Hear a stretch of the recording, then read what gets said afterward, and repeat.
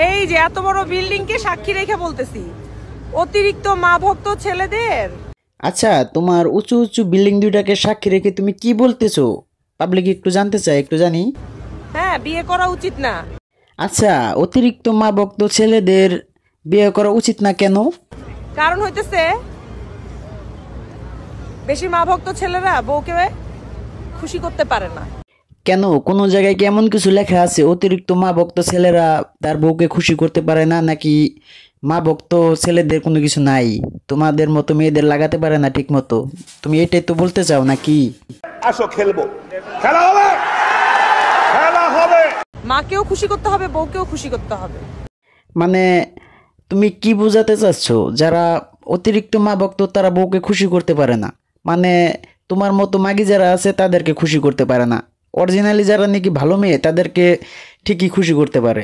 আচ্ছা, हमको सिखा रिया है। আর যদি বেশি মা ভক্ত হও তাহলে মায়ের আসলের নিচে মাথা রেখে ঘুমায় থাকো।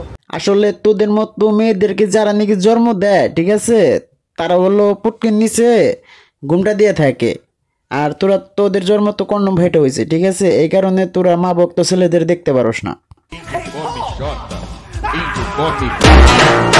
বিয়ে করার তোমাদের এখনো বয়স নেই, ঠিক কিনা বলো? ঠিক ঠিক ঠিক। আসো একদিন আমার সাথে ঘুমায়ো, এক কম্বলের নিচে থাইকো, বিয়ে করার বয়স হয়েছে কি না তোমার ঠিক মতো এক রাত্রে লাগাইলে তুমি ঠিক মতো বুঝতে পারবা বিয়ে করার বয়স হয়েছে কি না। ঠিক ঠিক না? ঠিক 100%। 100%।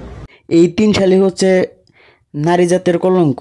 এরা হচ্ছে মানে ওই যে দৌলতদিয়া যে পতিতা আছে না, পতিতাদের জন্মের, মানে তাদের জন্ম যদি না হইতো, মানে কার জন্মের কোনো ঠাই ঠিকানা নাই আর কি। মানে ওই যে পতিতালয় যারা যায়, মানে কন্ডম হয়তো ফাইটে যায় না, হয়তো ভুলে বাট্টা হয়ে যায় না, ওই রকম মেয়ে আর কি।